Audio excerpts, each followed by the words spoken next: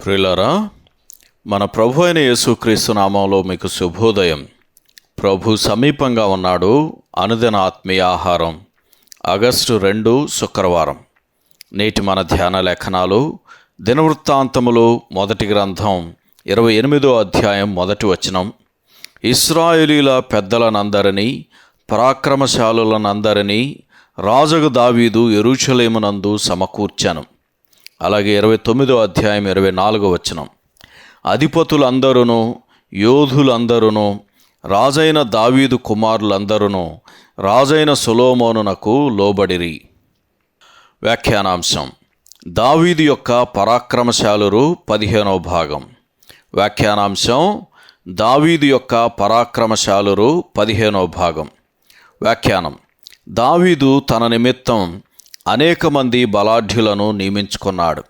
తన రాజ్యం నిమిత్తం, వారి సొంత ప్రయోజనం నిమిత్తం అతడు వారికి శిక్షణనిచ్చాడు.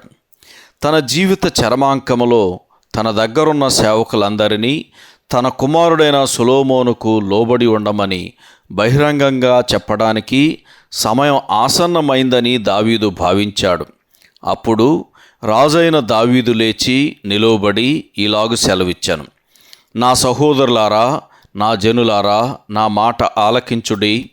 యెహోవా నిబంధన మందసమునకును మన దేవుని పాదపీఠమునకును విశ్రమ స్థానముగా ఉండుటకు ఒక మందిరము కట్టించవలనని నేను నా హృదయమందు నిశ్చయము చేసుకొని సమస్తము సిద్ధపరిచితిని.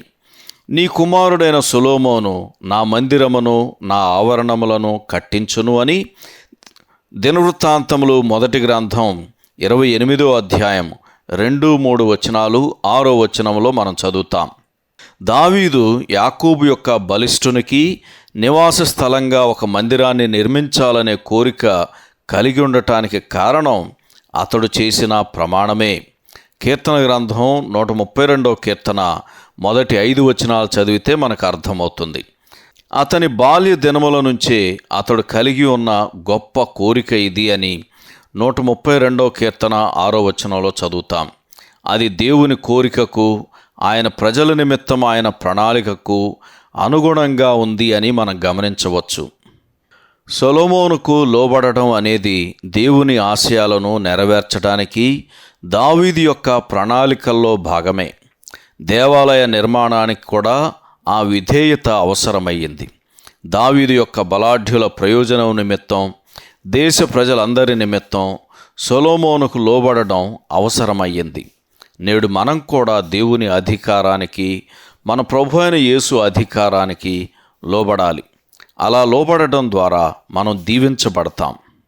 దావీదు మరణించిన తర్వాత అతని కుమారుల్లో కొందరు, మరి ముఖ్యంగా అదోనియా, తొలుత సొలొమోనుకు విధేయత చూపించలేదు. సంఘ చరిత్రలో కూడా కొందరు నాయకులు తమ సొంత ఆశయాలను, తమ సమూహపు ఇష్టాలను, తమ శాఖల యొక్క ఆశయాలను వ్యాప్తి చేసుకోవడానికే ప్రాధాన్యతను ఇవ్వడం వలన ఇలాంటి దుర్ఘటనలే చోటు చేసుకున్నాయి అని అపోస్తలుల కార్యముల గ్రంథం 20వ అధ్యాయం 29-31 వచనాల్లో మనం చూడవచ్చు. సంఘములో క్రీస్తు అధికారమునకు విధేయత చూపించడంలో అలాంటి వైఫల్యాలు చరిత్ర అంతటిలోనూ కనబడతాయి. ఇదెంతో విచారకరం.